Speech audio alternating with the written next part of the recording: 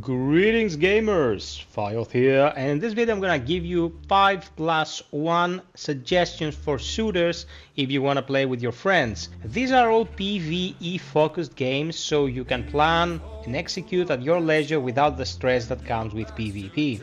What you're seeing here is our number +1 Deep Rock Galactic. It is an excellent shooter spelunking kind of game with dwarves, and I place it here as an honorable mention because thematically it doesn't really do it for me. It is fantastic and probably the most wholesome of the bunch. It's just a bit, let's say, too lighthearted for my taste. I like my shooters to be a little bit more gritty. But Deep Rock Galactic is excellent and is a fantastic opener for the rest of the bunch. Without further ado, let's get to it. With the amount of hours I've poured into this thing, it would be hypocritical if I didn't think it merits some attention, but I'm gonna put it here at number 5 because Aliens Fireteam Elite, for all the love I've given it and for all the time I spent on it, is a game that has really big problems and I don't see them going away. Still extremely buggy, lots of issues with the netcode, and although some people have had pretty excellent experiences with it, it's a game that was left to die. It had a really good start. The UK charts, I think, placed it at a very high point when it first came out. It ran for 4 seasons of free additional content and released some pretty nice DLC. The problems with it were never addressed though. They tried to fix things, broke other things, and at the end of the day, it is a game that we still come back and play, but it kinda became tiresome to have to juggle all those problems around. It is still the best co-op shooter if you enjoy alien stuff. It has its issues, but ultimately its build crafting, a variety of weapons and missions will keep you and your friends occupied for a respectable amount of time. When it goes on sale, it's dirt cheap, so there is no reason why you shouldn't jump in, and the inclusion of crossplay makes it easy to connect with pretty much anyone playing, although the numbers right now are a bit slim.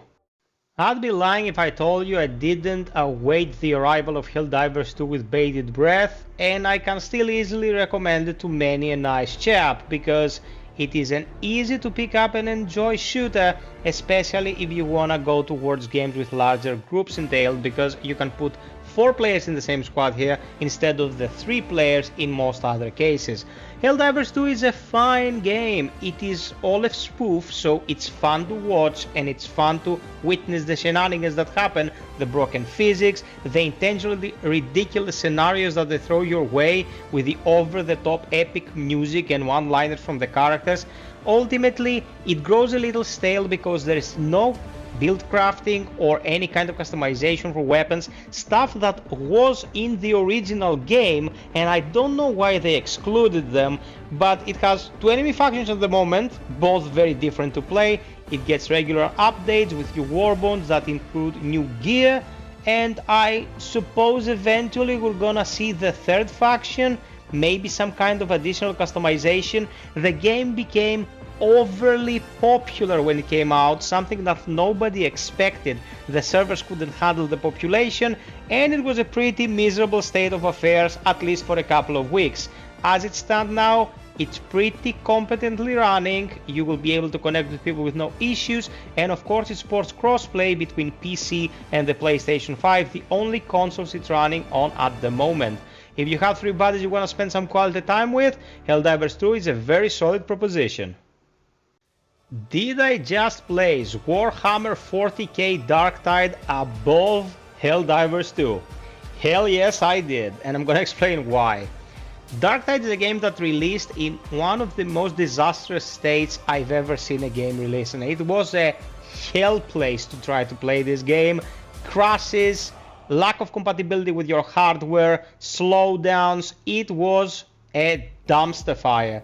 But it has since evolved a lot, and the really unique thing about Darktide is its gameplay loop. This game sports one of the most intricate combat systems I've ever seen in a first-person shooter. There is this flow between melee and ranged combat, blocks and shoves. On the highest difficulty settings, on a high skill ceiling, it becomes a dance of dodging, counter-attacking, optimizing routes, avoiding what you can't fight, and taking out what you can. It is glorious to behold and extremely high-tech, with top-notch ray tracing, amazing overall fidelity, excellent texture work, and all in all it runs great now on PC and on Xbox, at least the Series X. Darktide sadly didn't blow up as much as it should have because of its release date, but right now it is an excellent proposition for the PC and Xbox crowd. I will never make a list about exceptional co-op shooters and not include Remnant II. This game is one of the staples of this generation. It did fantastic sales-wise and reached a lot of people, and although it's still encountering some issues with optimization, this is an Unreal Engine game after all, it is exceptionally well put together and fantastic when it comes to build crafting. To be honest with you, I don't think there's ever been a game in this genre with build crafting as extensive as R2. Lots of classes, lots of weapons, a shitload of enemies, and a megaton of bosses with a procedurally generated world design. It allows you to experiment and reach the end of each challenge in various different ways every single time. I've played more than 300 hours of this, and me and the boys have had a blast going through its world. It released 3 pieces of excellent DLCs, although I am more partial towards the 2 first. I didn't really dig the glider system they integrated in the latest one, but nonetheless, if you gave these guys 60 euros back in the day, you got the deluxe edition of this, and everything else after the initial release became available to you with no extra cost. Extremely consumer friendly. They've done an excellent job integrating crossplay, so everyone can play with anyone at any given moment. It's still getting support after its latest big patch, and we're gonna see probably some more fixes in the future, although I think the bulk of the content is now done. If you have a couple of buddies that enjoy thinking, brainstorming, and creating unique and interesting builds, Remnant II is the ideal shooter to play. No questions asked. I consciously gave myself some time after the release of Space Marine 2 so I would avoid the new kid on the block bias that comes with enjoying a fresh release. Guys, Space Marine 2 is as good as people say, and there is a very specific reason why this game is ranked above all the previously mentioned ones. Although Darktide manages to do well when it comes to the gameplay loop mixing melee and ranged combat, Space Marine 2 masters both of those fronts in a way that I didn't really think possible. All previous third-person shooters that I had played had melee combat in them as an afterthought. You would get up to the enemy's face and smack them a couple of times, dealing probably some decent damage, although in most cases it was just a shove to get them away from your face so you can shoot them with a firearm. In Space Marine 2, melee is as essential and flawlessly integrated as the shooting is, and this creates amazing dynamics and keeps the gameplay fresh. Going back to any other third-person shooter now makes them feel like they're super monodimensional. Why can't I parry this enemy when it gets in my face? Why am I restricted to being competent only when everything is 10 meters away from me?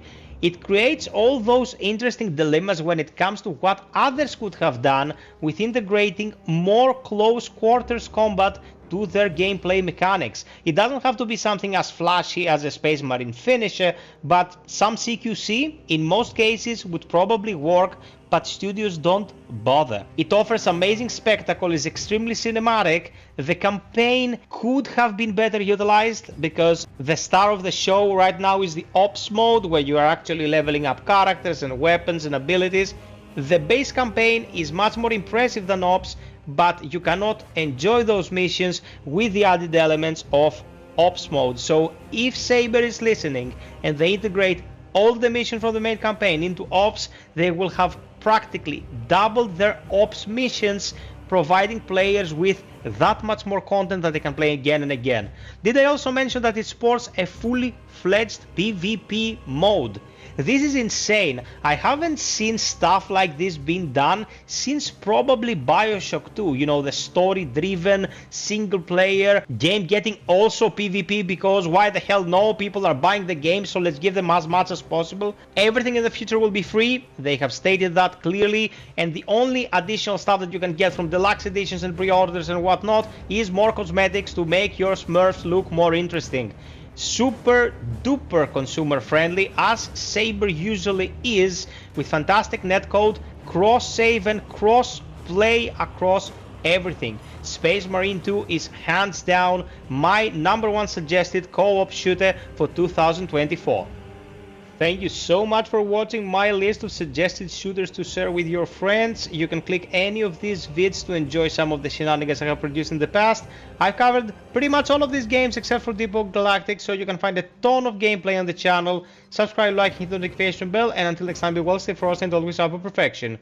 Cheers!